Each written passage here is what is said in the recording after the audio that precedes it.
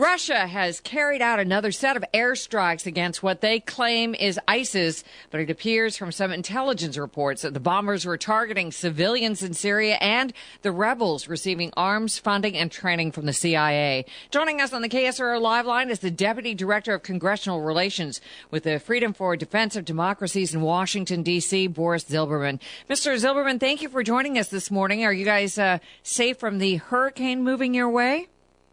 Thank you. Good morning. We will see. Depends on the track it takes. All right. Well, let's talk about the track that the Russians are taking right now in Syria. What are you seeing and what are you hearing from your sources?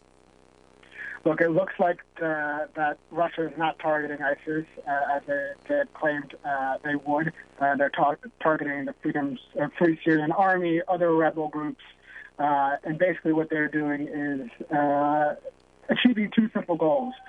Propping up Assad, their client, and expanding their influence and power in the Eastern Mediterranean and kind of coalescing their position in the Middle East.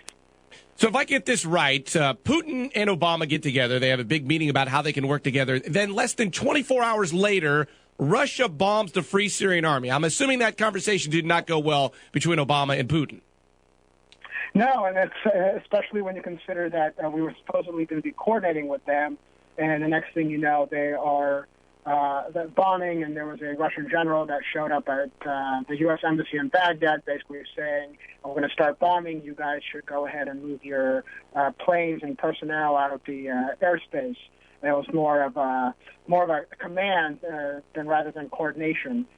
So there was no pretty please in front of that, right? No. It's kind of a problem where the Russians are not only dictating what's happening in Syria, but are now potentially dictating over the airspace. Over the Syrian airspace.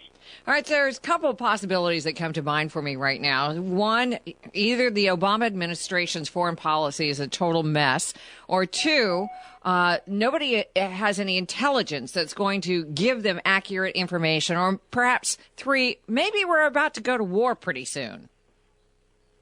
I think it's definitely a combination of the first two. I don't foresee this president going to war with the Russians or much anybody else at this point.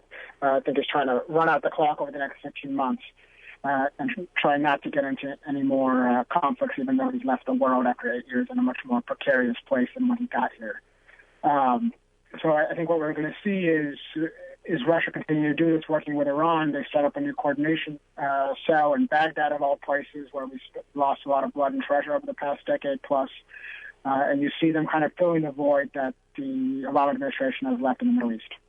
Well, thank you very much for joining us this morning for your assessment, Mr. Zilberman. We certainly appreciate your time. Thank you. Have a good morning. Great. Stay dry. Boris Zilberman, he is the Deputy Director of Congressional Relations with Freedom for the Defense of Democracies.